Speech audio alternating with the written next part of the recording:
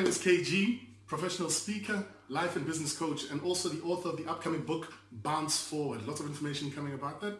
Looking very, very forward to releasing it. It's dedicated to my late mother, Khadifele Mabusela.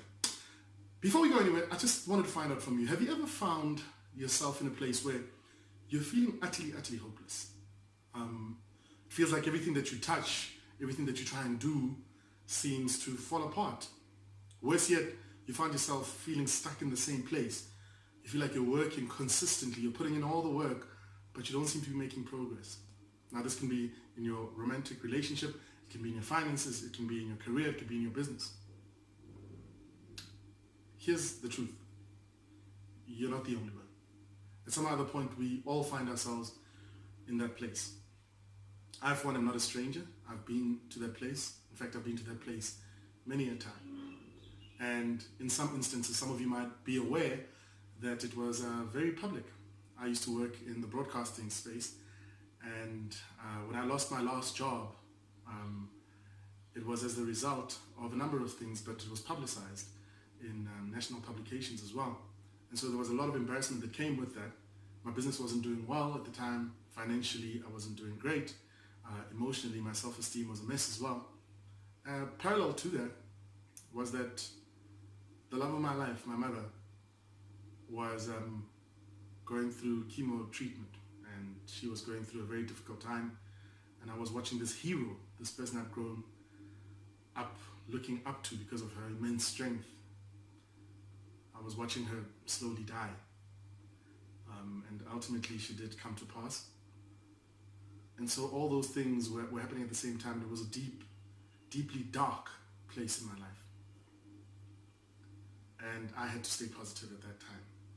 And so I guess the question is, how do you stay positive when everything around you seems to be falling apart? How do you stay positive in your darkest times? How do you stay positive in your hardest times? Well, how did I do it? How do I do it? How do I continue to do it? And how do some of the most successful people in the world continue to do it? It's simply this. We understand one principle. And I say we because I choose to own success. And I hope that you do the same thing as well. Here's the principle. You cannot put out what you don't put in. You cannot put out what you don't put in. And what does that come down to? Well, fill your own cup. You need to learn the art of filling your own cup, because no matter what's happening around you, no matter what the circumstances around you are, the one thing that you'll always have control of is yourself. Your ability to respond to the world, how you feel emotionally, that's up to you. You might not be able to control what's happening around you, right? So learn to fill your cup. But how do you do it? It sounds very sexy. Yes, KG, how do you do it? Let me tell you how you do it. These are the 3 ways that I do it. Real talk, I'm going to speak as honestly as I can. These are the 3 things that I do, and I hope that they're going to work for you. And in fact, I invite you to use them as well. Here's the first thing. You need to feed your body. Your body is ultimately the vehicle that's supposed to take you to where you want to get to, right? It houses your mind, your spirit, your emotions, everything that is you is held in this vessel. So why not take care of it? When I say feed your body, I'm not saying stuff yourself with muffins and all sorts, dikwata. No, that's not what I'm saying. I am saying feed your body, take care of your body. 2 ways in particular. One is eating right. My diet was horrible. In fact, I was helped by my girlfriend to get my diet right, to be very honest with you. And it's still a process. But eating well is hugely important. Because if you're eating food that slows down your metabolism, ultimately that slows down the circulation of blood or oxygen in the system, and it slows you down. When it slows you down, you start to get sluggish, and you feel like the weight of the world is on your shoulders, and you respond slower. And so you get into this depressed state. So it affects your state. That's the first thing, eat well. Second thing is this, is that you need to exercise. You and I need to exercise. You need to get into the habit of exercising. Why? Because not only does it improve the circulation of oxygen in the body, it's been scientifically proven that exercise releases what are called the happiness hormones, things like serotonin. And I don't know if you've ever been in a situation where you've just finished exercising, and although the body might be sore, your emotions, your spirits are high. You feel like you can take on the world. And that's what exercise does for you. It releases those chemicals in the body. That biochemistry is hugely, hugely important. So first thing is to feed the body. Second thing is this, right? Feed the soul. I cannot implore you enough that when I was in my darkest moments, when my mother ultimately did pass, and when I felt like my world was falling apart and there was nothing to hold on to, the only thing I could reach out to, and whether you're religious or not, we all feel and understand that there is a spiritual realm that exists out there. And I had to go through that place. But like I said, you can't put out what you didn't put in. For me, feeding my soul means music. Music is an important part of my life, and when I'm in my darkest moments, I would play my favorite song. I put my headphones on and I just take a walk and play my favorite music because that does something for me spiritually and emotionally. One of the ways I feed my soul, again a music related thing, is that I get into the car, I drive to the nearest karaoke bar, and because singing is a very therapeutic exercise for me, I'd go and sing. Many mornings I'd get up and I'd have my meditation tapes on and I'd just sit and I'd meditate for 30 minutes, and that's been hugely important as a habit. I actually, to be very honest with you, need to get back on. I had dropped, right?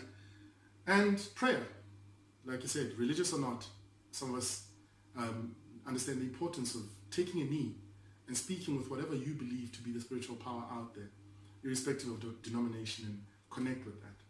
And so I implore you to feed your soul, because it'll carry you through your darkest moments. Third thing is this, is that we need to feed our minds. What do I mean about feeding your minds? Well, Tony Robbins says this, that the mind is the most important asset you'll ever have. Protect it, and protect it well. Guard it, and guard it well. Above and beyond that, a lot of the time when we go through difficult times, when we find ourselves stuck, feeling like you're in a rut, here's what's actually happening, right? Feeling depressed, here's what's happening. Your current reality, be it romantic, be it financial, be it career, be it business, your current reality isn't matching up to your ideal reality. Your ideal reality. And so you feel hopeless. The first place to start when it comes to things like that is simply to inform yourself. We live in a world where information is freely available. So feed your mind. Go onto YouTube, for example. Okay, go onto the internet, go onto Wikipedia, whatever it is. You know, there's the internet, the World Wide Web is an open source of information that can help you get to the place that you want to get to. Because once you acquire that information, all of a sudden this gap doesn't seem so big anymore. It doesn't seem so big because you feel empowered. You feel you've got the knowledge to get there. So anyway, those are the 3 points or principles that I wanted to share around how to stay positive in the most difficult times, irrespective of what's happening around you. Let's recap really quickly. The first thing is that you must feed your body. Make sure that the vehicle that's supposed to take you to where you want to get to is in tip-top condition. Number 2 is to feed the soul. It's hugely, hugely important. I cannot stress it enough. And number 3 is that you must feed the mind, because ultimately all these things will help you fill your cup. I look forward to seeing you on the stages. I look forward to meeting you at the book signings.